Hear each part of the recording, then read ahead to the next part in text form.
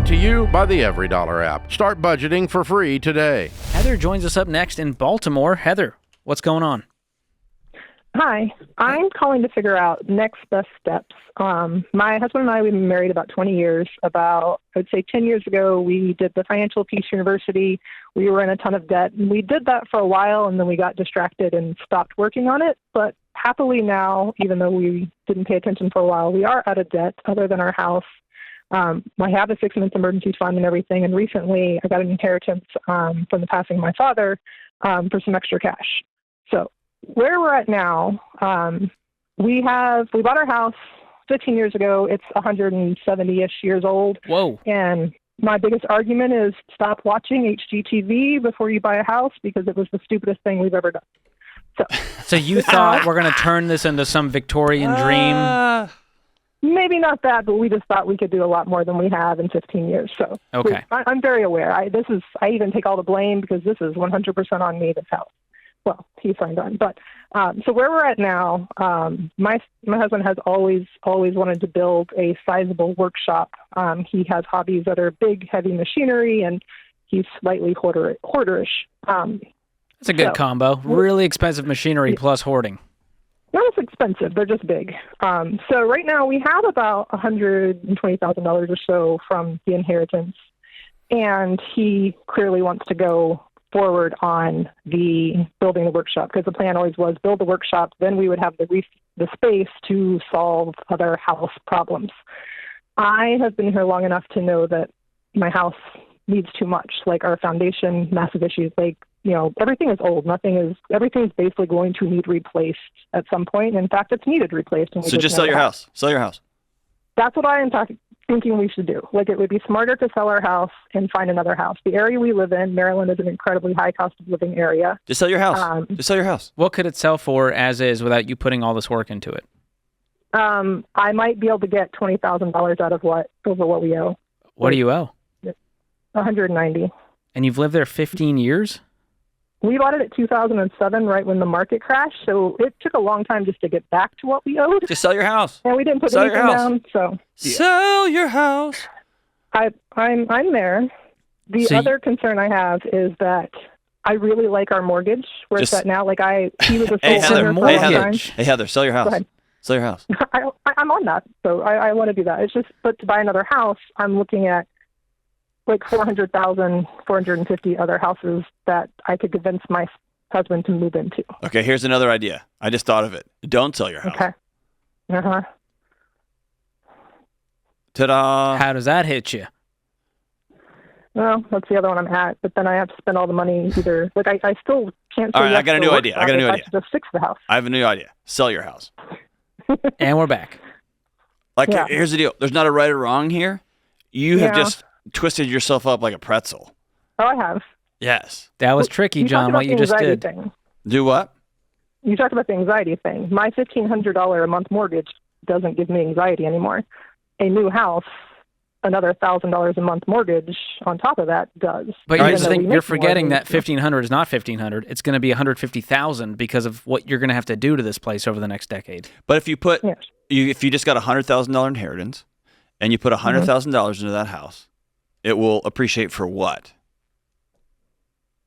In a high cost of living area, would it double? Would it be worth $350,000 to $400,000? No, because the money that would put into it is like the invisible stuff that still just gets it back from not falling down anymore. Okay. Here's an idea. Like, if I put $100,000 into it, I'm probably getting close to $300,000 to $350,000 maybe. Okay. Which almost doubles it. Well, it's at $200,000 now, but yeah. Okay.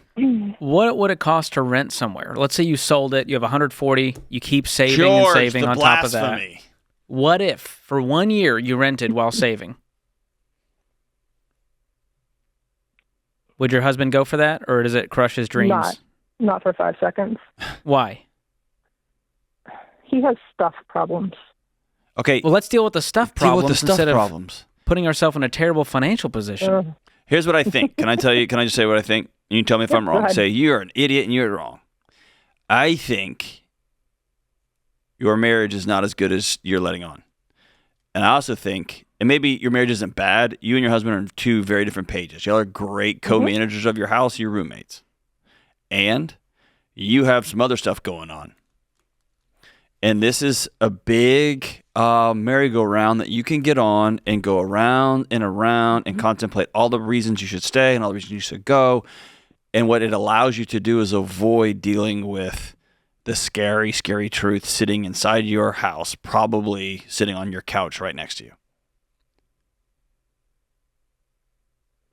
There could be relevance there. But we're also committed. There could be relevance there. So that was awesome. This isn't going anywhere. Right. All right. So if I were to take on additional mortgage. No. We're not doing that. What do you mean I'm just additional? selling my house. Okay, listen to me. Back to that. What about this? What about taking your husband out for dinner and saying, honey, I planned us a date. And sat down and said, I'm scared to death about the trajectory of our marriage. I want to get you a barn, but how you spend money and your addiction to stuff scares me. And the fact that I'm running really low, some might call it depression, and I'm anxious a lot, scares me. I'm scared our house is going to fall down. I'm scared that we can't afford to move. I can't breathe in this house. What if you did that? I just felt my shoulders drop just saying that for you. This wouldn't be a new conversation. Okay. Then you have to deal with that reality. And selling your house or not selling your house is not. You and your husband are going to go with you to your new house. Yes. You and your husband are going to go with you when you build a shop that you can't afford. Well, that's not happening. Because I won't say yes to that. Yeah, him having this dream workshop solves zero problems. Yes. So we need to deal with the root problem, which number one is we are way far away on our values when it comes to our dreams and vision financially. So we need to align on that first before we make any decision. And if we can't find alignment on that, it's worth reaching out to a third party, our friends at BetterHelp. We need to get to the root of this, because if he still has his addiction to stuff, we're going to be broke 3 years from now, regardless of what we do. You sound really close to resentment. It's not resentment. What is it? This has been here for a long time. This is our reality. You've resigned. I can't change another person. I can choose to make decisions going forward based on the reality that exists. Or I obviously could leave, but that's not an option. Okay. The only thing that stops me really from trying to buy a different house is that then brings on, it just makes money tighter. And we were a single income family for a long time. For the last few years, we've not been. And it's amazing to not feel stressed about money anymore. Mm-hmm. I like that. So sometimes when I've had a house that I just want to get out of really bad, yeah, I sometimes overinflate just how the house is falling down. It's going to fall down. I promise I'm not. No. I'm just saying what I did, not what you do. I would go through that list of questions, like the things that you think have to be done, the things that you had planned to do because of HGTV back in the day, and then the Chip and Joanna things that would just make it amazing. Like, make a list of those things and put real, not imaginary, put real dollar amounts to them and just see what you're talking about. Because right now you have no data. You have a storm that just is on repeat in your mind, and your body's wearing out because of it. Sit down with real numbers and real stuff, and then see what this looks like. I don't know another option for you, because you said you've had the hard conversation with your husband, and he'd rather have his big toys than have a wife that feels loved and safe. And so, as George said, you're going to have to deal with a marriage counselor at some point. But I would love for you to sit down and say, okay, let's get serious about answering the questions about this house. That's going to allow us to get serious about what we do next. But I'm telling you right now, these imaginary conversations you're having over and over and over in the loop and the what if, but then what if, and then the what if, you're driving yourself into an early grave. You're worth more than that.